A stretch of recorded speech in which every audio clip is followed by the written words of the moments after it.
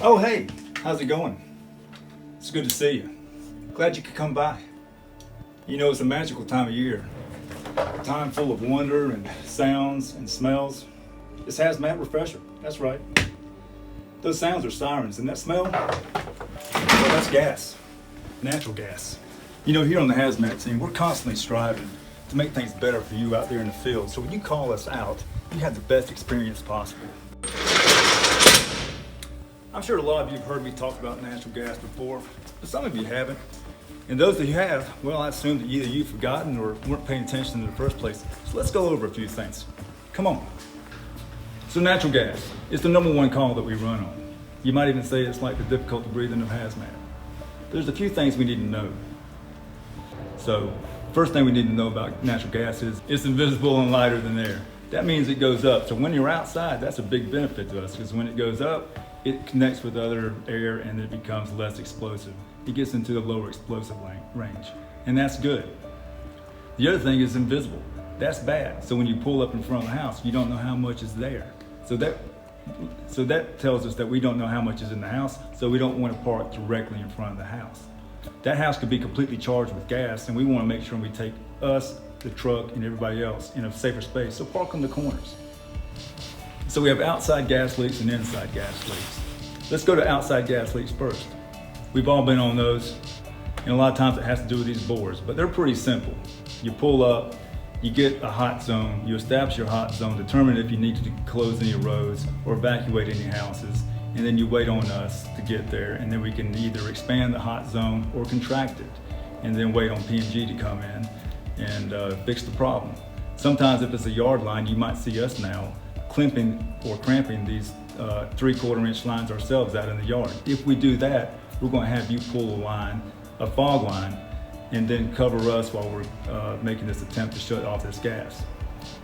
The same goes for when P&G shows up and they get close in there. We're going to have you pull a line with a fog nozzle on it to protect those guys and act as a RIT crew while we do the same.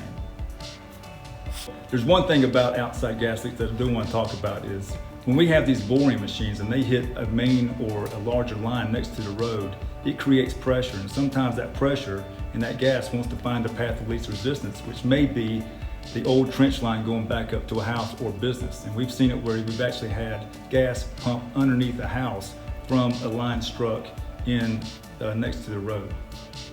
So always check these adjacent houses as well. And we'll do the same when we get there. So we talked about outside gas leaks. Now we're going to move to the inside gas leaks. Mainly the ones we see are inside of houses. We've already talked about when you pull up, you're going to park at the corner of the house, you're going to get out with your air pack SCBA. When you're approaching the house, there's two different situations you might encounter. One, you get Luke Kuechly drop kicked as soon as you get to the front door, and that would be a no-go situation. Leave the door open if you can, evacuate everybody out, wait for hazmat or P&G to get there, shut the gas off if you're able to, and just wait and let that thing naturally ventilate itself. The second scenario you might run into would be you walk in, you don't really smell anything, you're kind of walking through the house, you get a little hint of something but you're not really sure, you get closer to the kitchen and it gets a little stronger, you notice the stove is on, that's something that you can fix, you turn it off, evacuate, we get there, we'll come in, take some readings, see if you've got it fixed, monitor, wait for P&G, and then go from there. But one thing you always got to remember when you encounter an inside gas leak, if there is an active gas leak in there, regardless of the size, it's in the flammable range somewhere. So make sure you know what you're getting into.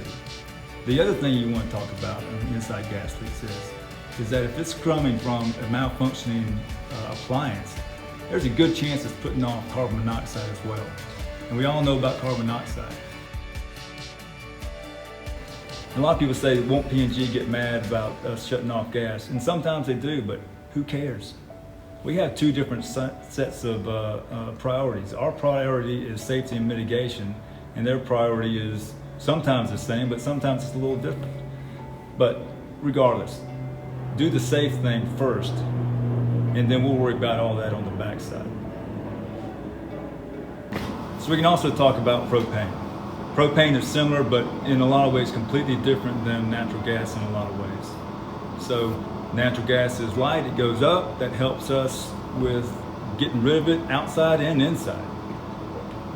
Propane is heavy and it sits at the bottom, and you have to, a lot of times when you get rid of it, you have to get rid of it manually or mechanically. You have to get rid of it. Sometimes we use this with fans and things, but don't ever try to do that without the hazmat team there. So another thing, two more things before we go. So one is we'll still have guys out there saying they want to preserve environments for us to take readings. Well, if it's a flammable environment, that's not an environment we want to preserve at all. We just want to open it up and get it out. If there's an active leak in there and you haven't shut off the gas, we're going to find it with our meters. The other thing is that natural gas has a really small flammable range, and that's why they put it in all these people's houses. And that's why you can go in on these calls a lot of times and do the wrong thing over and over and over again and get good results. But what we don't want to do is get in the habit of practicing bad habits on these gas leaks, like parking in front of structures, like going in when we don't need to go in. Because you might be able to get away with it your whole career, but the guy you're teaching may not. So we don't want to do that.